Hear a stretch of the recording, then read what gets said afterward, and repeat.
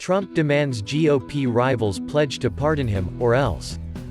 Behind the scenes, the former president has been sending his minions after Ron DeSantis, demanding he bend the knee after Trump's indictment.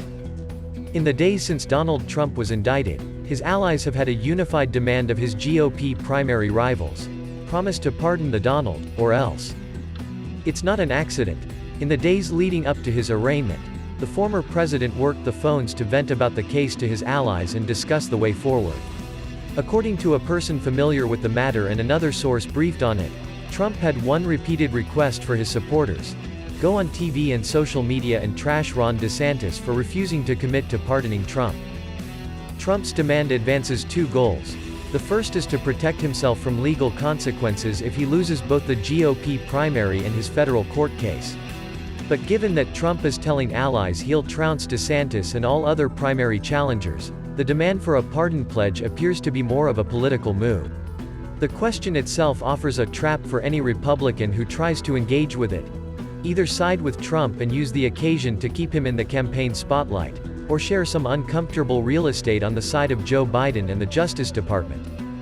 If you're Ron, you find yourself really in a really tough situation, because if you blast the DOJ and you blast Jack Smith and Biden, you're essentially defending Trump and admitting Trump was right, one MAGA-aligned Republican strategist tells Rolling Stone. If you condemn him, there's no lane for you running on that. And then silence is an equally bad option because folks notice you not saying anything. The DeSantis campaign did not respond to Rolling Stone's questions about the governor's position on a potential pardon.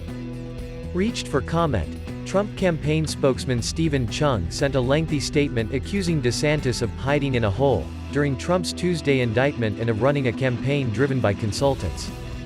So far, DeSantis has tried to mix condemnation of the Justice Department with silence on the subject of a pardon. On the day news of the indictment broke, he blasted the Justice Department and pledged that a DeSantis administration would bring accountability to the DOJ, excise political bias, and end weaponization once and for all.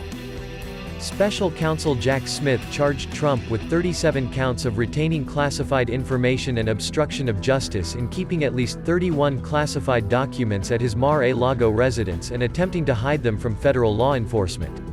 The indictment includes damning evidence, including the transcript of what appears to be a confession from Trump that he took war plans he could have declassified as president but didn't.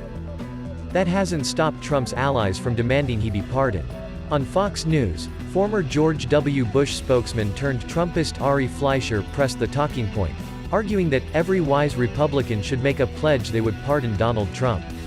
Pro-Trump legal scholar Jonathan Turley also suggested Trump could run on pardoning himself, and that, if any of these Republicans running for president were elected, they could pardon Trump.